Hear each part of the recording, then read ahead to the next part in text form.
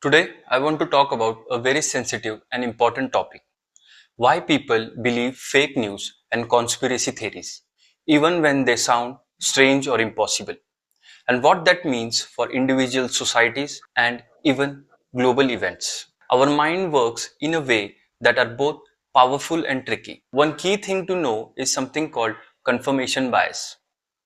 That means we often believe things that match what we already think or feel inside.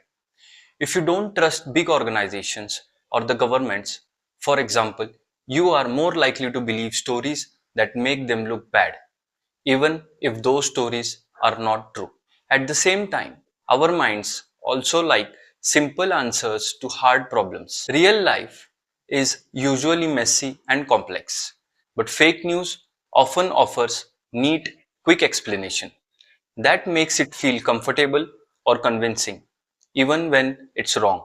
The scale of this problem is huge. Around the world, people are deeply worried about the false information online. A survey found that about 72% of adults across 25 countries say the spread of false information online is a major threat to their country.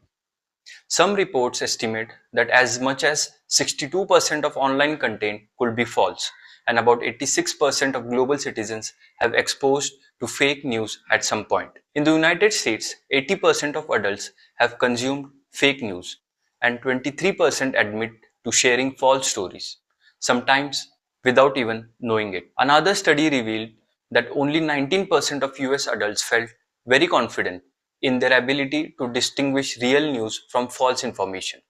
In a survey from 2025, these numbers show not only how widespread fake news is, but also how only few people feel fully sure they can tell fact from fiction. When big events happen, such as crises, pandemics, political disorder, the spread of conspiracy theories often increases.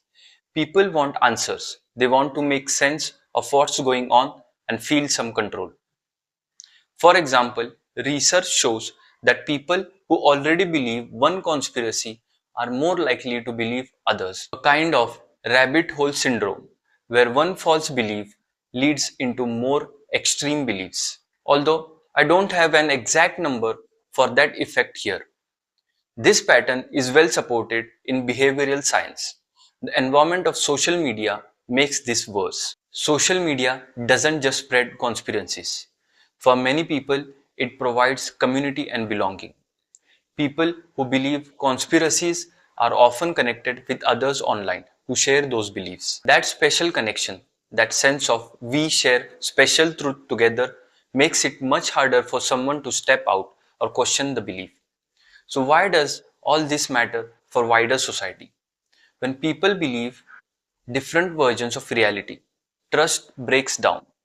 Trust in media, trust in science, trust in each other. That weakens the foundation of democracy, public health initiatives, and social cohesion.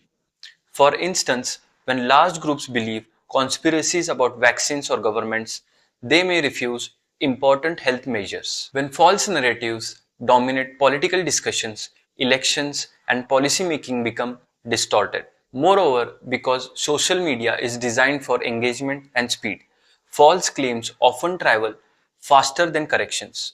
Once a false story has spread, it is very hard to revoke or correct it in people's mind. So what can we do? First, as an individual, we can choose to slow down. When a headline catches you, ask, who made this? Is there evidence? Does it matches what I believe simply because I already feel it should be true? We can also diversify where we get our news. Avoid relying only on social media or sources that always tell us what we already want to hear. Building media and digital literacy is key. Learning how platforms are designed, how algorithms work, how to check facts. Also, recognizing the social dimension. If someone is deeply embedded in a community of believers, it might feel risky or uncomfortable to question the beliefs. And yet, that is exactly the moment when a little curiosity and openness can help. At a societal level, better transparency from platforms, more support for quality journalism, and encouraging open conversation rather than blaming people help build stronger defenses against misinformation. In the end, understanding our own mind is the first step. Recognizing how confirmation bias works, how we seek simple answers, how we want belonging, that helps us become more aware. And awareness gives us power, not just to reduce our own vulnerability to fake news and conspiracies, but to help strengthen our society's ability to stay grounded in reality. If each of us commit to being a little more thoughtful, a little more curious, we can shape a world where truth matters, trust holds, and the mind isn't hijacked by falsehood. Thank you for watching.